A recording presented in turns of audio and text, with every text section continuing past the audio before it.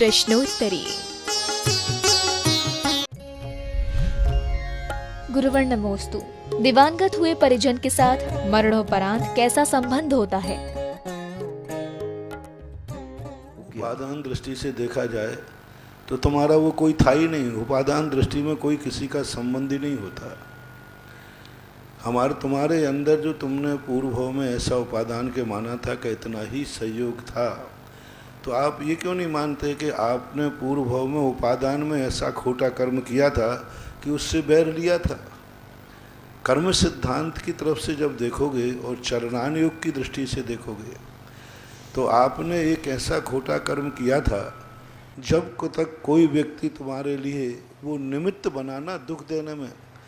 कर्म सिद्धांत कहता है कि किसी भी व्यक्ति को कोई बुद्धिपूर्वक कैसे भी दुख देने का कारण बनता है तो उसका कोई ना कोई भाव उसका संबंध है। अचेतन का बनता है तो हमारे उपादान में हमने खोटा कर्म किया है। बिना खोटे कर्म के कुछ हो नहीं सकता। उसकी तरफ से ना सही, हमारी तरफ से सही। हमने उसको ऐसा परेशान किया होगा, वो मुझे परेशान कर रहा है, ऐसा मान लो। उपादान की तरफ से वही बात कह देता हूँ कि तुमने उस व्यक्ति को ऐसा परेशान किया होगा। कोई व्यक्ति के घर में किसी का जवान लड़का मर गया होगा, तुमने बैर भाव के कारण कहा ठीक हुआ, अच्छा मरा, ऐसे ही मरेंगे। ये खोटा कर्म तुमने किया होगा, इसलिए उस व्यक्ति ने आकर के तुमसे किया। तो चाहे निमित्त दृष्टि से सोचो, चाहे उपादान दृष्टि से देखो, दोनों में कहीं ना कहीं किसी ने गड़बड़ किया है। उसने किया या तुमने किया। महाराज जी, अब रही बात निश्चय दृष्टि से, तो निश्चय दृष्टि से तो ना वो मरा है, ना तुम जिए हो, ना तुम सुखी हो, ना तुम दुखी हो। निश्चय न से तो हम शुद्ध ज्ञायक स्वभावी हैं। जो हमारे जीवन का साथ देता है, जिस संबंध में हम हैं, मैंने दोनों तो बताए थे कि अपना अभी 2 दिन से प्रवचन यही चल रहा है कि वात्सल्य क्या और अपना व्यक्ति कौन, उसी के साथ पूरा प्रवचन सुनो। जो व्यक्ति हमारे जीवन का पूरा साथ देता है पूरी तरीके से, वह व्यक्ति हमारा मीत है, हमें दुखी नहीं कर रहा है। हमारी पूरी ज़िंदगी में कभी दुख नहीं गए। ऐसे लोग देखे हमारे कि दोनों लोग ज़िंदगी में जीते हैं, भोग भूमिया जीव, सब एक दूसरे के नियम से दुश्मन नहीं बनते, मीत बनते, एक साथ जन्मते, एक साथ मर जाते। कितने लोग ऐसे होते हैं जो अपनी जीवन का पूरा एक उम्र बता गया। अकाल में मर जाना, जवानी में मर जाना और बुढ़ापे में मर जाना कोई बड़ी बात अलग अलग है। कर्म भूमि में भी यही सिद्धांत है कि व्यक्ति जो हमारा मीत होता है वो हमें कभी दुख का निमित्त बनता ही नहीं है, कभी नहीं बनता। गुरुवर नमोस्तु। मन की ऐसी कौन सी मजबूरी है कि वो स्वयं को आत्मा से दूर रखता है? यह भ्रम जाल, यह माया जाल, यह वशीकरण, यह सारे के सारे तत्व दृष्टि, ये जिनको ये 7 दिन के प्रवचन मोहिनी कर्म पर हुए, जिनको ये समझ में आ जाएंगे, उसका मन उनके अनुसार काम करेगा। मन कभी गड़बड़ नहीं करता। मन को हमें समझाना सीखना है। मन एक बालक के समान है जो बहुत जल्दी समझता है। मन एक बालक के समान है जो किसी से नहीं समझता, किसी से नहीं समझता। मन की गति बड़ी विचित्र है। एक बार बादशाह के सामने अकबर लेट आए। बोले भाई लेट क्यों गए? बोले साहब बच्चा रो रहा था, उसको समझाने में टाइम लग गया। तो बादशाह कहते हैं जो देश का मंत्री एक बच्चे को नहीं समझा सका वो देश को क्या समझाएगा? तुम्हारे लिए मंत्री पद छोड़ देना चाहिए। मंत्री ने कहा बीरबल से, महाराजा साहब मंत्री पद तो छोड़ दूंगा, आपकी आज्ञा, एक बार बच्चे को आप समझा के दिखाओ। बोले ला तेरा बच्चा कैसा है, मैं सारे संसार को समझाता हूँ, राजा हूँ। बच्चे को लाया गया, बच्चे को 20 सभा में बैठा दिया गया। राजा साहब ने कहा तू बच्चे के मन माफिक नहीं वस्तु देता होगा, तू कंजूस है, तो उसकी इच्छित वस्तु नहीं देता होगा, इसलिए बच्चा रोता होगा। राजा साहब ने सारी सामग्री वहाँ रख ली, बच्चे की जो जो पसंद की होती है, चॉकलेट भी, दूध भी, बिस्कुट भी, जो उस समय चलता होगा, मिठाई सब रख लिया। अब बच्चा तो बच्चा ही होता है, सबको बस दूध मिल गया, मिश्री मिल गया, पीने लगा। और यहाँ वहाँ देखा सामने एक हाथी बंधा था रहा। बोले पापा पापा मेरे दूध के गिलास में हाथी को लाओ। अब रोने बैठ गया, हाथी लाओ साहब, हाथी लाओ साहब। मंत्री ने कहा राजा साहब आप समझाओ इसको। राजा ने कहा बेटा गिलास छोटा है, हाथी बड़ा है, इसमें नहीं आएगा। वो बच्चा तो समझने को तैयार, वो कहता हाथी लाओ। अब राजा साहब को सुबह से शाम हो गई, लेकिन बच्चे को, राजा साहब मैं बच्चे को नहीं समझा पाया तो मंत्री पद छोड़ने की बात आ गई, और आप नहीं समझा पाए तो अब आपको राजा का पद छोड़ दे। राजा बड़े परेशान हो गए, बोले आज तो बेइज्जती का सारी दुनिया में हो जाएगा। काय का राजा है जो एक बच्चे को नहीं समझा पाया, बच्चे की इच्छा पूरी नहीं कर पाया। राजा साहब ने बीरबल से कहा कि तू ही बताए बच्चे को कैसे समझाऊं। बोले साहब आप बताएं, नहीं समझे। बीरबल गए, बेटा क्या बात? बोले पापा वो हाथी गिलास में लाओ ना। बिल्कुल अभी ले, इतनी सी बात है तेरी, इतनी सी बात है, अभी ले, तो बैठना चुपचाप, मैं हाथी लाता हूँ। बीरबल गए, हाथी को पीछे किया और बाजार से 5 रुपए का हाथी लेके आ गए। बोले देख बेटा ये हाथी आ गया ना, तेरे हाथी इतना छोटा होगा, ये ले तेरे गिलास में। बच्चा खुद राजा को आंखें निकालता है, राजा होकर कहता हाथी नहीं आएगा, देख मेरे पापा ने ला दिया ना। मन ऐसा होता है, मन देखो कितना समझाना कठिन है। आप देखते आपके पास जब गाड़ी आ जाए तो आप बड़े खुश होते, आज मेरी गाड़ी आ गई, और बच्चे को उतना ही खुश होता है जिस दिन वो 25 रुपए की गाड़ी ला के दे देते ना। जैसे तुम दिखाते हो आज मैंने नई गाड़ी खरीदी, आज मैंने नई गाड़ी खरीदी, महाराज को भी दिखाते हो महाराज जी मैंने नई गाड़ी खरीदी। बच्चा भी अपने दोस्तों से यही कहता है, मैंने कहा पापा आज गाड़ी लाए, और कई बार तो बच्चा मेरे पास, महाराज जी मेरे पास गाड़ी है। अब बोलो बच्चे को समझाना कितना कठिन है और बच्चे को समझाना कितना सरल है। बस मन एक बच्चा है, इसको समझाना बहुत टेढ़ी खीर है, और यदि कला आ जाए तो मन को समझाना बहुत सरल है। इतने से समझ जाना चाहिए कि मन को कैसे समझाना।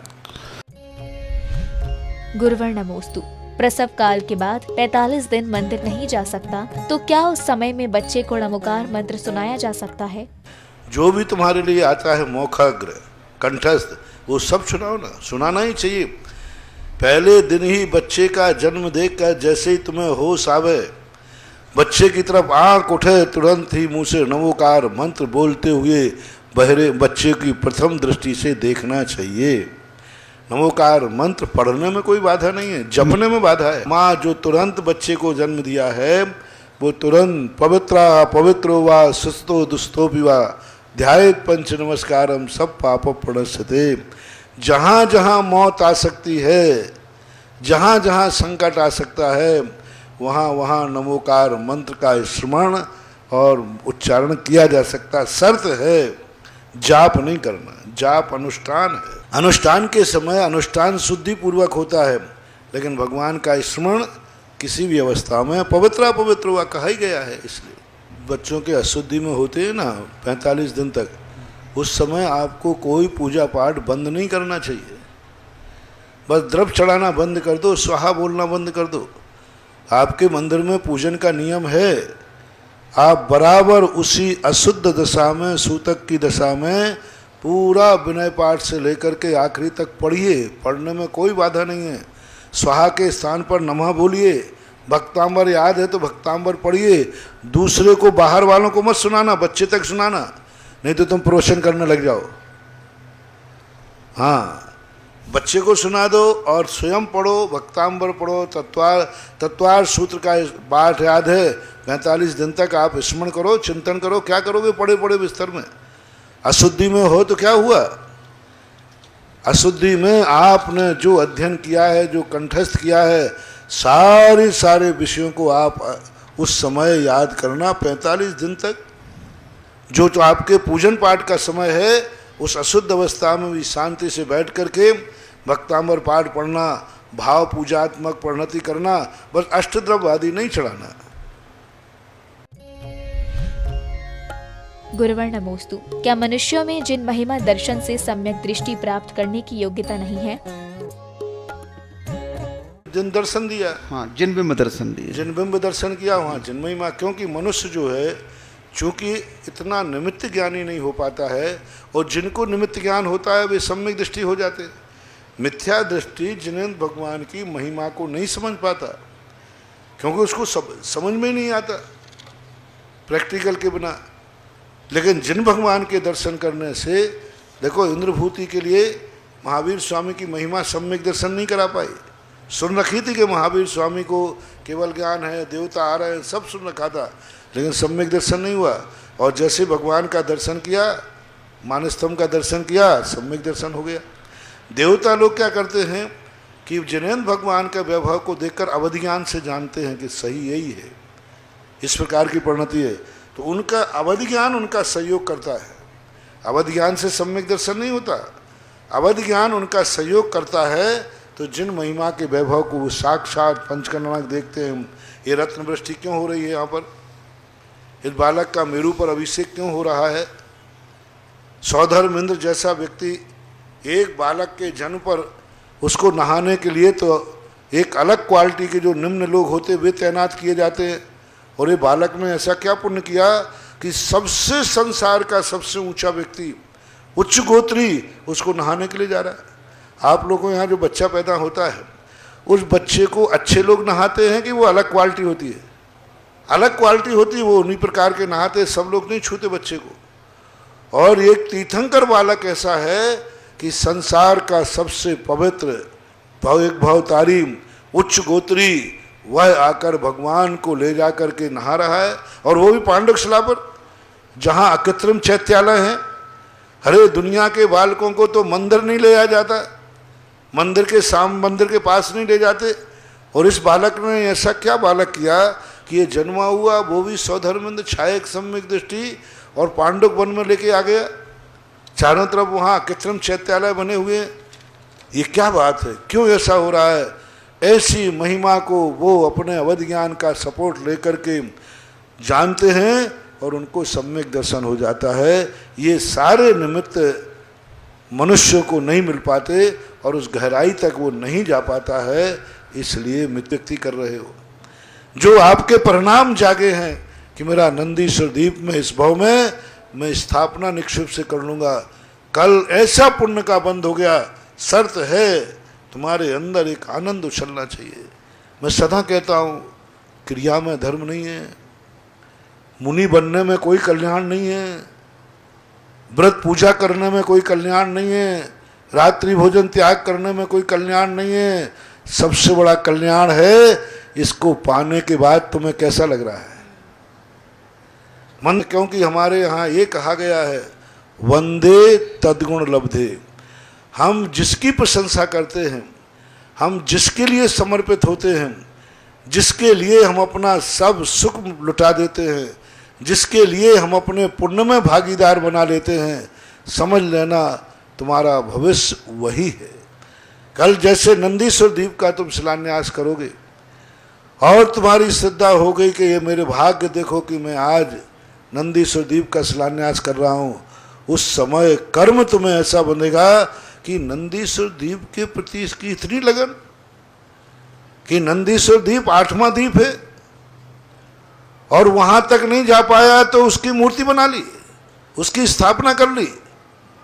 तो कर्म कहता है, इतनी ललक तेरी है कि तुझे साक्षात नंदीश्वर नहीं मिला, तो तूने स्थापना से नंदीश्वर बना लिया। जा, तुझे एक भव के बाद ही क्या, इस भव के बाद तू साक्षात नंदीश्वर जिनालय का दर्शन करेगा। जितने कल लोग नंदीश्वर द्वीप के जिनालय में दर्शन करेंगे, इनका तो पक्का मानना कि इनको नंदीश्वर द्वीप मिलना ही है। क्योंकि श्रद्धा साक्षात से ज़्यादा, जब एकलव्य को गुरु ने साक्षात पना नहीं दिया तो उसने माटी का बना दिया। कर्म ने, प्रकृति ने कहा, तेरी इतनी श्रद्धा कि आज साक्षात गुरु ने तुम्हें अपना सानिध्य नहीं दिया, गुरु ने तुझे निकाल दिया, गुरु ने पढ़ाया नहीं और अपने साक्षात क्लास में बैठने नहीं दिया, तो तूने मूर्ति बना ली। तो प्रकृति ने कहा, साक्षात गुरु के पास रहने वाला अर्जुन भी वो ज्ञानी नहीं बन पाएगा, उससे ज्यादा ज्ञानी तू बनेगा।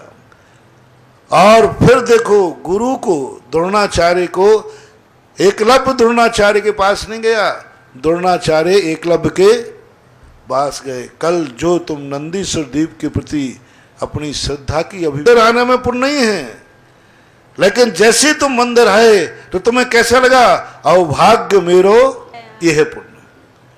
मुनि बनने में ज्यादा कोई नहीं, बोले बहुत सारे मुनि बन जाते हैं, लेकिन मुनि बनते समय एक आनंद उछलना चाहिए।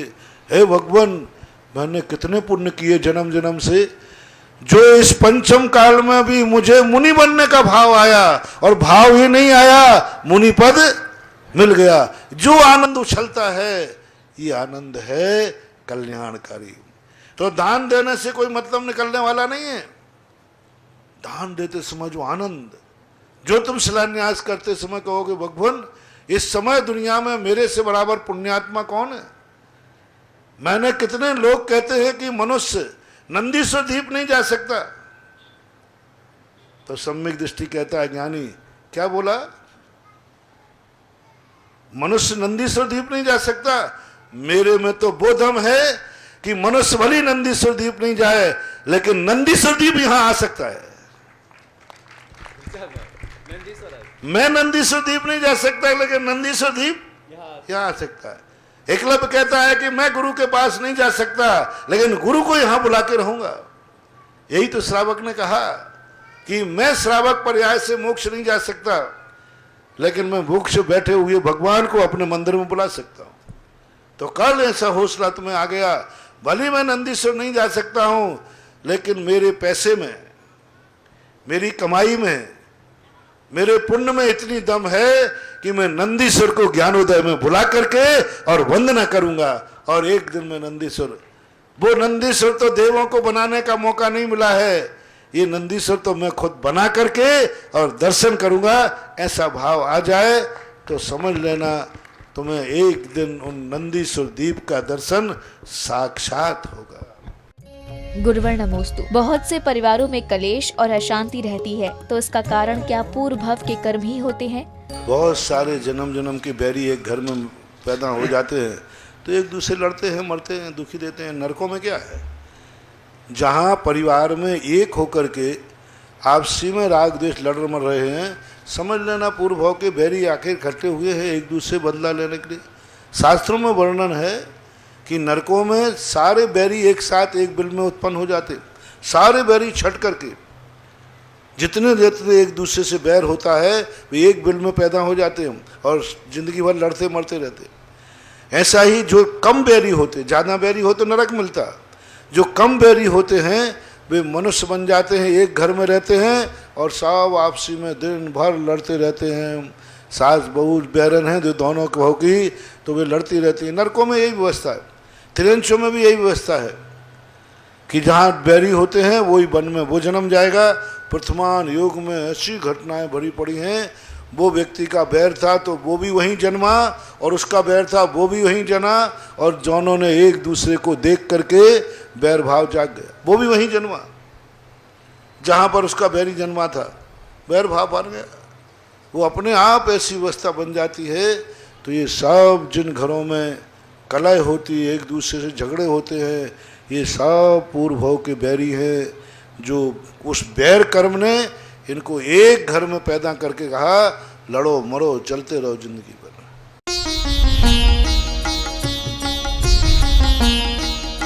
सुधा प्रश्नोत्तरी।